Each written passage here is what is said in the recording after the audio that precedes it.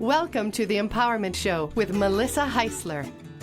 Every week, discover new personal choices with practical, inspiring guides. And now, here's Melissa.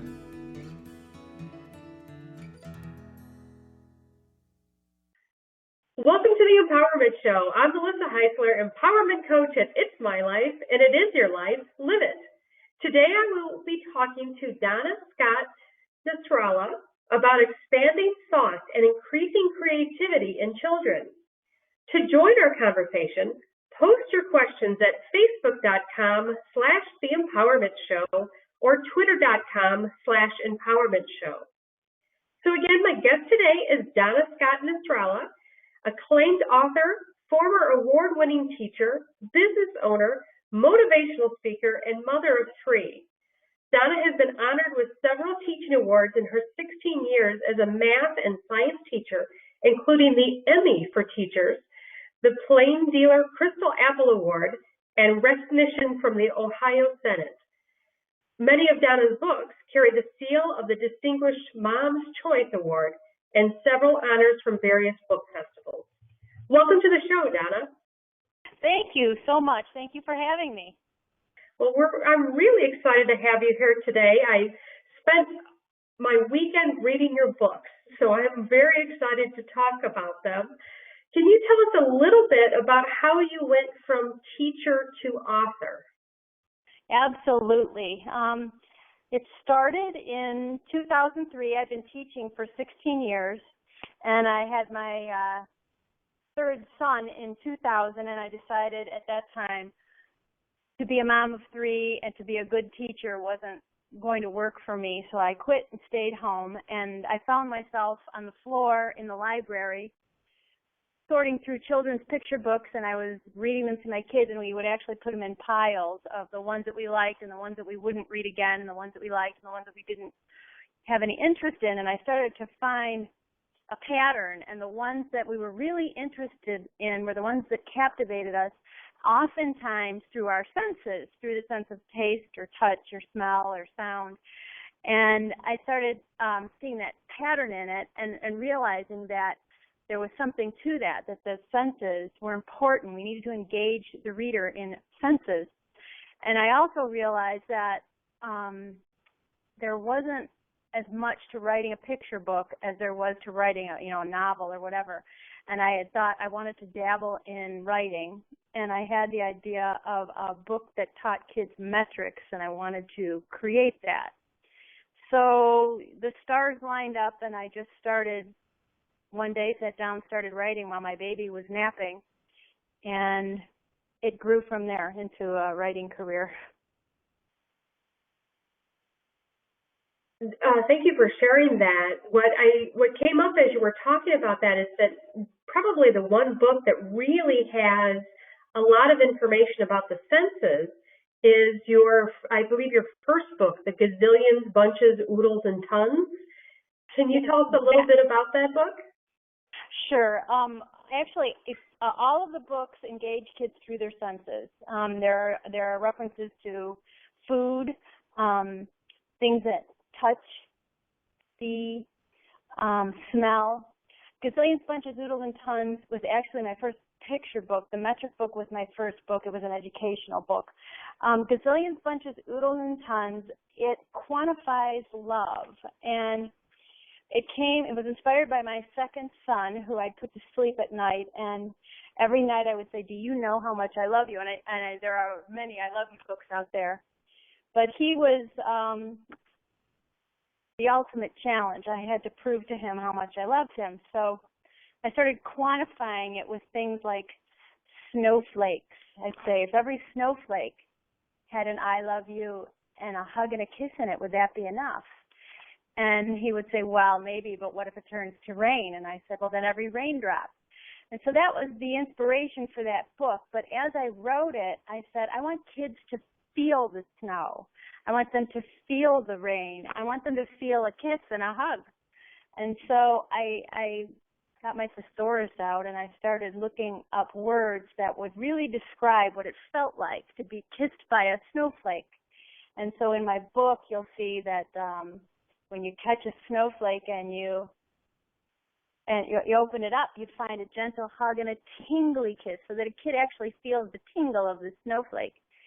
Or with a raindrop, each raindrop holds a hug and a big wet kiss, and so everybody knows what that feels like.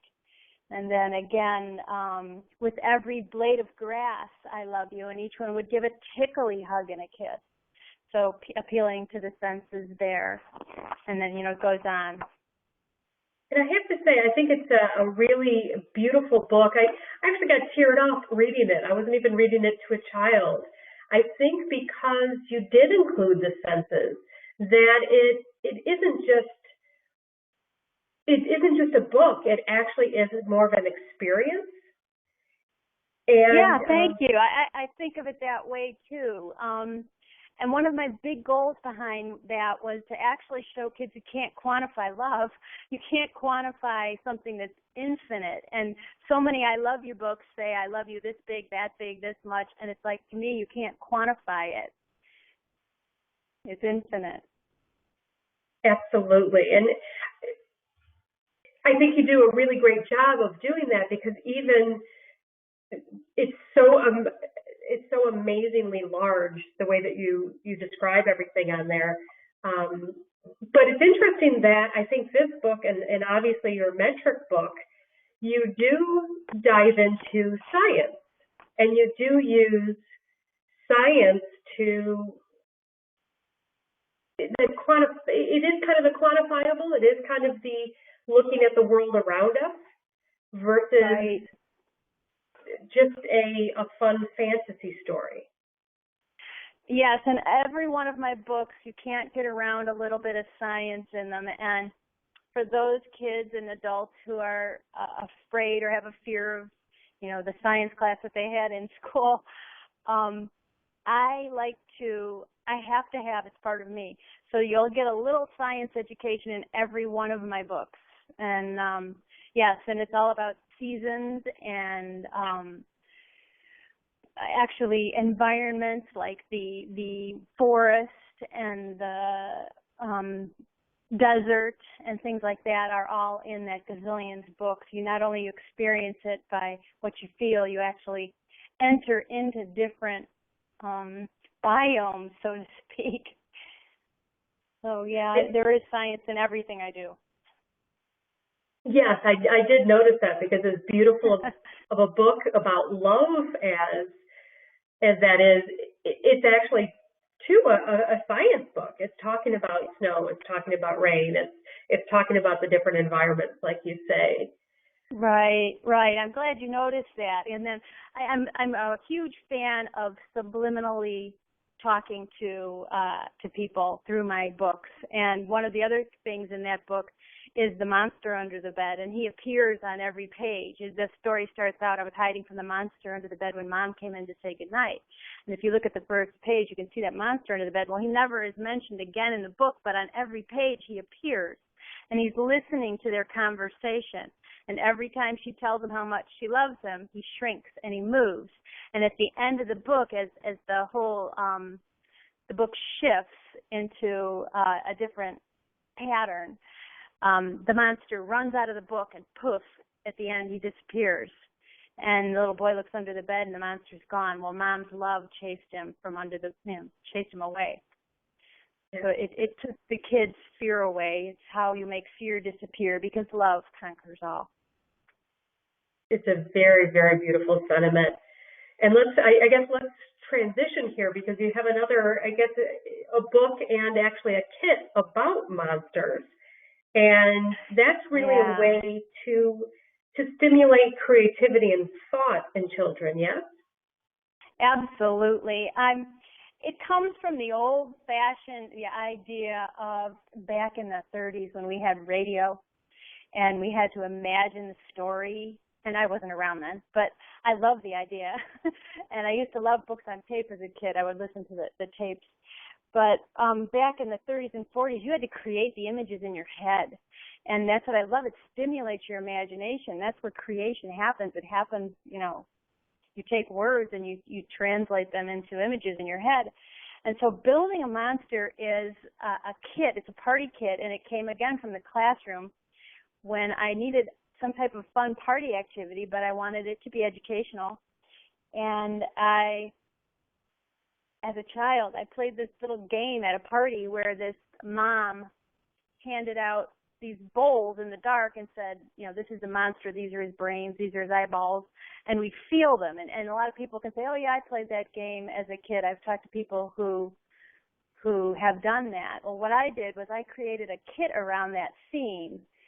And in the kit, you get a CD with a mad scientist building his monster, and he's telling you about each of the body parts in the story, and it's written in rhyme, and it's fun, and it is not gory. It's not meant to be gory. It's supposed to be kind of a little edgy, but keep your imagination going, and funny, and kind of kooky.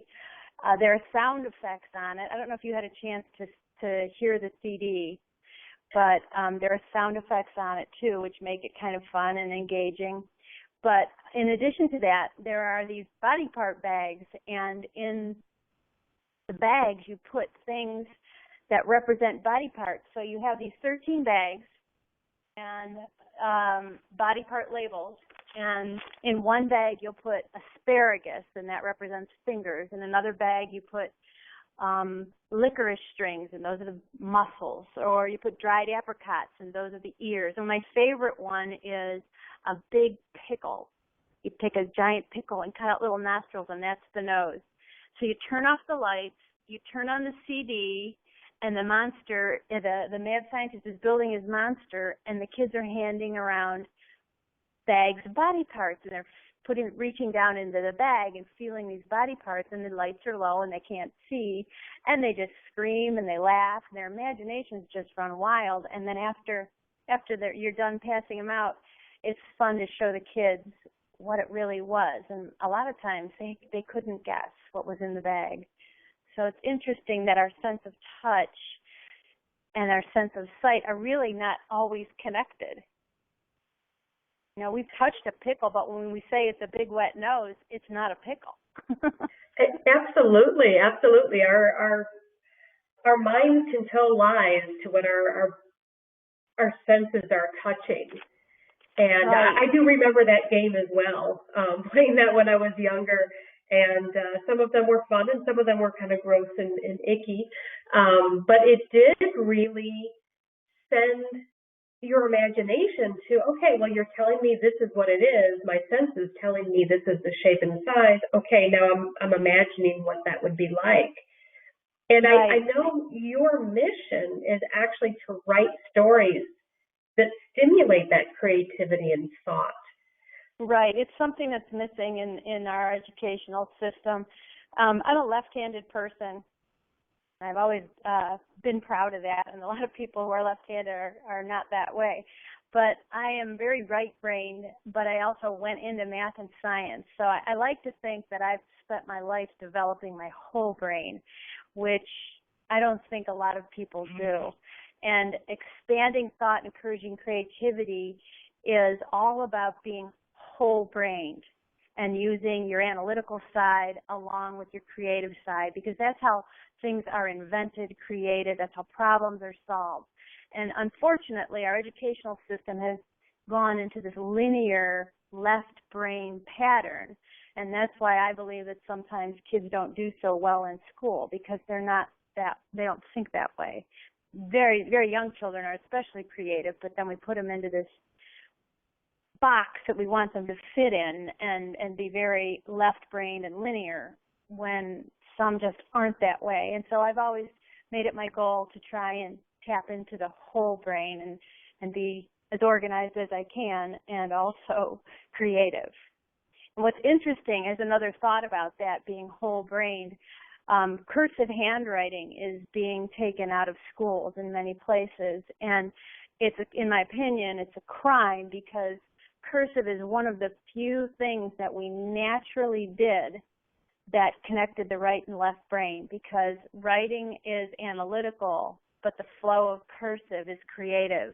And so thousands of synapses take place between the right and left brain when we write in cursive, Whereas when we use a keyboard or we print, only a few hundred or even less take place in the brain. So it's really, in my opinion, it's a crime to creativity to take cursive writing out of the schools.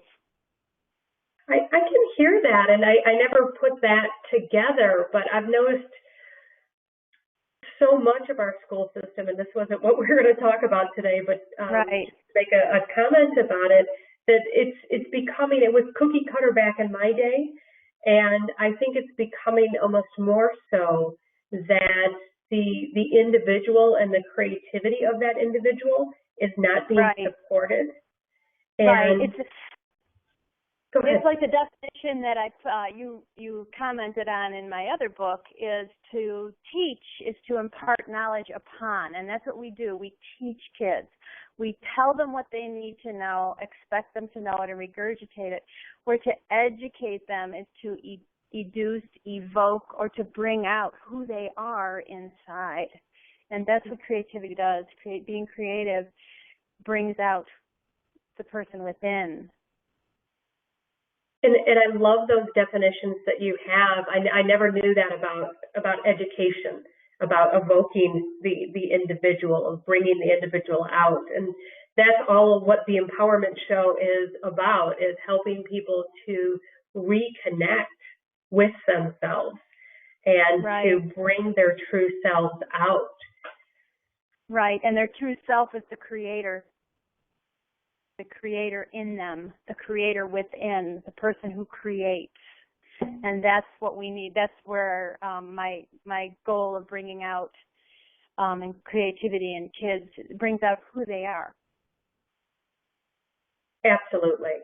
And what I'd love to do is talk about one of your books that really does combine that right and left brain, I think, very well, which is the metric family, which yes. gets into really explaining the metric system in a way that I think if anybody had never been introduced to it, it's such a beautiful way to introduce it, but it's also a really fun, creative story. Can you tell us more about that? Yeah, the metric system came from teaching sixth grade gifted education. I taught for many, many years, 16 years, and I would say in the first 3 or 4 years that I had to teach the metric system, I didn't understand it. And so I desperately wanted to come up with a way to teach myself. You can't teach something until you really understand it. And so, I went through the books and we'd go through the pages and say, okay, do this page, yeah, I'll get the answer. But I never understood how it worked. What's the logic behind this metric system? Everybody says it's so much easier. Well, we Americans don't feel that way in general. So I'm like, all right, so I'm going to get to the bottom of this for myself. And when I did, I started seeing the pattern of the metric system and how easy it really is. But then I couldn't make it stick in my mind. I'm like, why won't this stick? And then I said, I need a visual of each unit. I need something that measures a milligram. I need to have a gauge. I need something that measures a gram. I need to see something that is a kilogram. Because, when you think and you're thinking of the units, I know that I do this. I was taught standard measurement. When I think of a gallon, what do I see? I see a milk gallon. That's what I see. When I think of a pound, I actually think in terms of flour, because that's what I saw. But I never had a visual with the metric system. So I, as a teacher, had my kids create a metric book. Every year, every kid made a metric book. And in the book, they each had to choose some type of a family that would represent each unit of the metric system. So in your family, there was milli, centi, deci, deca, hecto, and kilo. And then in the middle was the last name, gram, liter, or meter. And that's the middle unit, and it's kind of like the center of the family. So over the years, the kids would create creatures or things to represent the metric system, and I actually kept some of my favorite books. And some of the things that the kids made the characters out of were bugs or aliens or rocks or blobs. And each one they made progressively larger so that they could start to visualize which one was the smallest, which was the largest, which unit was the the liquid units, which was the held the least volume or held the most volume, or the linear units, which was the shortest, which was the tallest. And they could start to see the progression between the units. And so when I created it, one kid came up with superheroes, and that's what was the theme for that book. One kid said, they could be superheroes, and that's what they were. So there's Millie, Centi, Deci, Deca, etc., and they're all in the form of superheroes, and they morph into characters or into objects that represent that weight or mass or volume. So Millie morphs into an eyedropper of liquid, so you know what a milliliter is. Or she, Deca morphs into a tree, so that you know how big a decameter is. I have to be careful when I say that. I'm thinking it through. So anyway, you have a visual unit for each of them. A decagram is about as much as a cookie or an egg, and it weighs about a decagram. And nowhere do you really need to know exactly how much each of these units is until you do your math and your science, etc. But if you have an idea in your mind that you're doing your math and you're converting between units, if you have an idea of how much one would weigh or volume it would fill, and you do a math problem and you look at your answer, you can decide whether or not, that would logically make sense, because based on what I see in my mind, that would be right. And I love that, how you're combining the logic and the math with actually the visualization of it, that it's not just about the figures and about the analytics. It's really having that understanding, going back to our senses again, going back to our visual sense of, is this true? And what I really liked that you had done, that it clicked something in my mind, was the family shield changes. So whether it's meter or for volume, so you can get an idea between each of those different types of measurements within. Yeah. Yeah, and it's so fun because I've taught it so many times. I go to schools, and a second grader reads this. I actually have a nephew who's 8 years old, and he's ready to write the sequel to it. He wants to get into micro measurements and, the other end where they're giant units of measure, because there are bigger and smaller than those 7. But they read it through, and they don't have that blockage in their mind like so many of us have, that metrics is hard. This is not going to make any sense. We already have this predetermined idea that metrics is hard. So we read the book, and it's like, oh, I don't know if I get this or not. But a second, third, or fourth grader will read it once or twice, and they can not only, because they have such great memories, not only can they tell me the order, they can tell me what each one weighs, what each one's volume is, almost after 1 or 2 readings. It's pretty amazing. So they learn it by osmosis. It goes into their senses, and their senses then see it and feel it and taste it and touch it. And I want to segue into, you have a new series of books, the My Own Pet Balloon books, which I guess on the surface would seem to be very different. But can you tell us how creativity and thought are also in these new books, and what their premise is? Sure. I started a series with a guy named Treb Heining. Treb is his nickname is the God of Balloons, and he owns a balloon company out in California, and I met up with him at a show, and he created these walking animal balloons. He has like 41 of them now, and at the show, I was just admiring these incredible walking balloons. They fill with helium, they're refillable, and they are deflatable, and you can reuse them. And I was watching kids at this, it was like a show at an exposition center. I was watching kids talking to their dog, petting it. They had a horse, and, they named it. And of course, I'm a big kid, so I was all into it.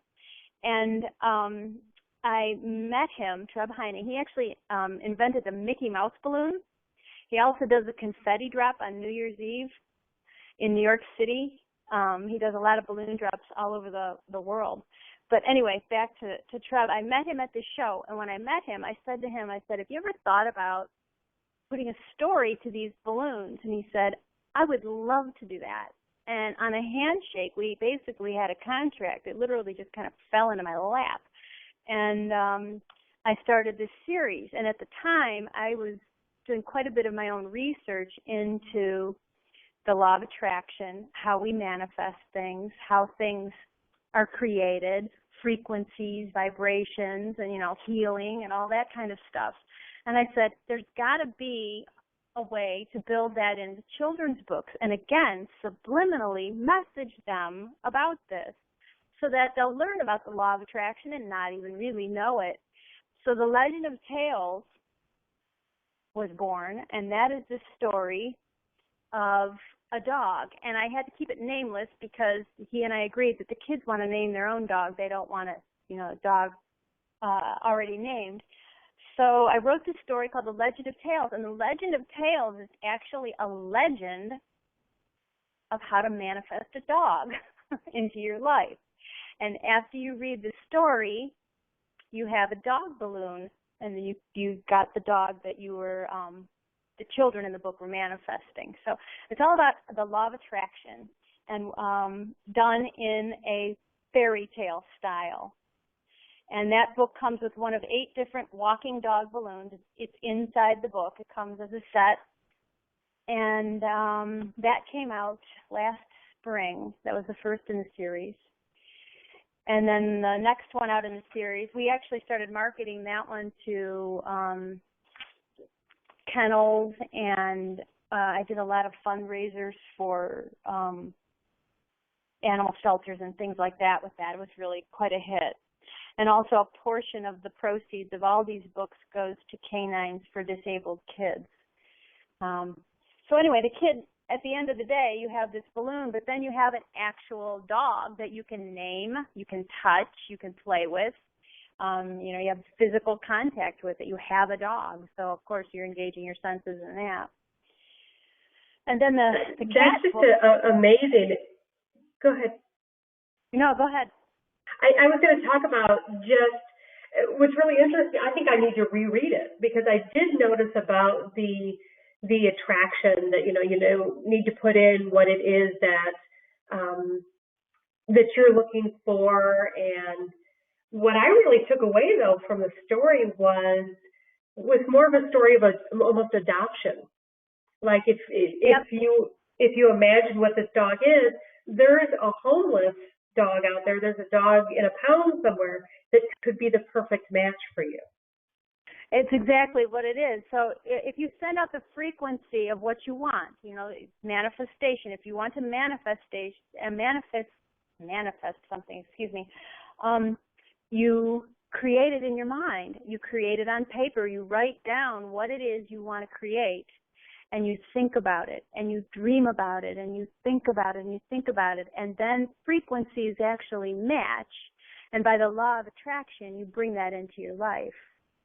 And that's what this Legend of Tales is introducing kids to. And the perfect twitching tail is very similar as well, correct?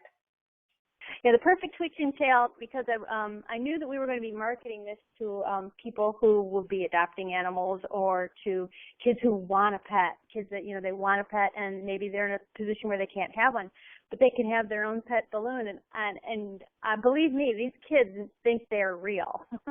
They teach them tricks, they talk to them, they're great little toys. But in the perfect twitching tail, I went on to describe how frequencies match. So it's all in the twitch of the tail. So how do you find the perfect cat? Well, the frequencies match, and the tail starts to twitch, of course. So you know your perfect cat by the twitch in the tail.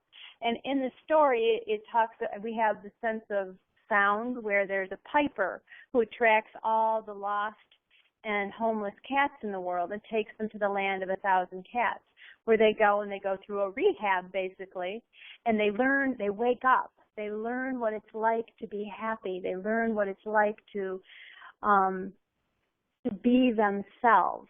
They become cats again. And as they wake up, their tail starts twitching. But then at the same time, a child is wishing for them. And so they instinctively know that that's a matching frequency, and they find the right home. It's kind of that's the premise behind it. And it's written much more simply than that as a picture book. But that's the idea that I'm actually communicating to their subconscious mind. My goal is to use their senses to communicate to their subconscious mind. It's the same thing they do when they subliminally advertise things. And I do want to make that point, because the way we're discussing this sounds like it's a heavy metaphysical book. And honestly, when I read through it, it is not, because the message I walked away with was more about adoption and finding the right fit for you. But there was certainly nothing heavy-handed about any sort of metaphysical thought in there. But I do love what you're bringing up is kind of reawakening on that subconscious level, that connection that we have. It goes back to the conversation we had about, right brain, that there's this whole sense of intuition, of creativity that we don't tap into much anymore. Exactly. That's exactly what I'm trying to tap into. Absolutely. And I think you do a great job of doing it from a very gentle point of view, and just from a way to pull people back so they can start to notice again the senses, whether it's their five senses or their sixth sense, and to be able to see that as something that is part of them. Absolutely. Absolutely.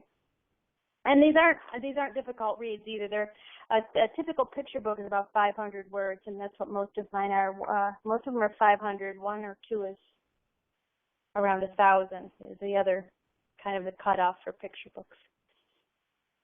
They're not long books, but they do have a message, and the message is often in the picture too. Absolutely. And I want to talk about, because I think there's another awesome message that you have in your book on Twinkle Toes, which I think is just utterly adorable. Can you walk us through that one? Sure. Twinkle Toes is, you know how you have children and it's hard to pick your favorite kid. It's impossible. So people will ask me what my favorite book is, and I say, well, I don't have a favorite one, but Twinkle Toes, if I had to pick one that's been with me the longest, it's been in my heart and my mind the longest, it's Twinkle Toes, because Twinkle Toes is the story of a family tradition that I had growing up. Twinkle Toes is the story of getting new pajamas on Christmas Eve. And it's a tradition that my family had, and when I was a child, Twinkle Toes came every year, and I got new pajamas, and that marked the beginning of Christmas. So I've got my pajamas on, I go to bed, and when I wake up, Christmas is here. And it was kind of like just this prelude to Christmas. It was exciting. So when I started to write, I decided I wanted to create Twinkle Toes and make Twinkle Toes real and create the tradition. And interesting enough, I started writing this and talk about collective consciousness. Two things happened that came out that I noticed. One was the Elf on the Shelf came out, which is, an incredible family tradition that people celebrate all the time now. And also, Twinkle Toes tennis shoes came out about the same time. So I think it was the thought of Twinkle Toes, or the thought of a family tradition like this was in the collective consciousness. But Twinkle Toes is the story of Fairy. She lives in the land of dreams, and she plants a fluffy fiber with a pinch of peppermint. And she grows these stalks in the snow. And as they start to grow, she goes into her barn and flips on her Dreamweaver and her storm tracker, thus the science, of course, we're tracking storms now, and waits for just the right weather conditions when boom, thud, thud, bang, the doors vibrate and slam. Whoosh, whoo, the wind whispers through the barn door. And then in the blink of an eye, it grows cold enough to turn hot cocoa into a milkshake, thus the senses. The brilliant blue sky turns to a menacing black. Then with the roar of an angry polar bear, the blizzard of the year spirals across the horizon. And then her toes light up. One by one, they tingle. Bit by bit, they heat up like embers until they start to grow. And then she actually acts as a pollinator. She pollinates these little tiny things that are growing. Then she sleeps for 11 days and 11 nights, and on the morning of the 12th day, she wakes up to pajamas that grow on crystal stalks in the snow. And then she harvests them, and on December 2nd, she picks all the littlest pajamas. On the 4th, they pick size 4, and the 8th, size 8, and so on. And a little kid will say, oh, I'm size 12. They'll be picking mine on the 12th. And then she gets a message from her dream weaver listing all the kids who can't sleep on Christmas Eve.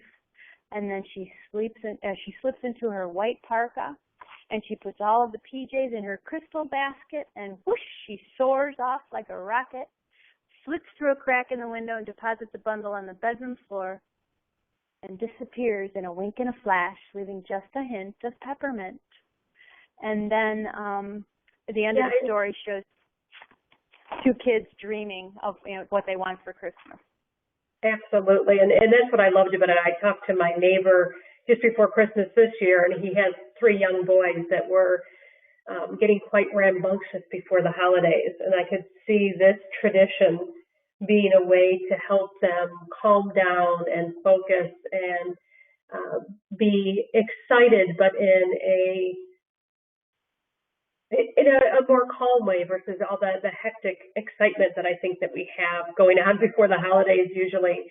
And what I like about it is, and you brought it up, is we've got the science again. You know, it is a beautiful children's read, but there's also so much depth to it and so much learning that is happening through it. So, Donna, you've really written some amazing books that I think are going to be family traditions for many years. And I truly appreciate I want to make sure that our listeners know all of your books are available on your website. They're available on Amazon, and I do have a link on itsmylifeinc.com/empowerment to your books as well. So they are available for purchase. Right. Yeah, my website is AMO Publishing, A-M-O. AMO is Latin for I love. Do what you love. Well, you're certainly doing what you love, and you're helping other people to love and learn more. So thank you so much for being on the show, Donna. Thank you so much for having me. It's been great fun. Join Melissa Heisler next week right here at The Empowerment Show. Join the conversation at facebook.com/The Empowerment Show or twitter.com/Empowerment Show.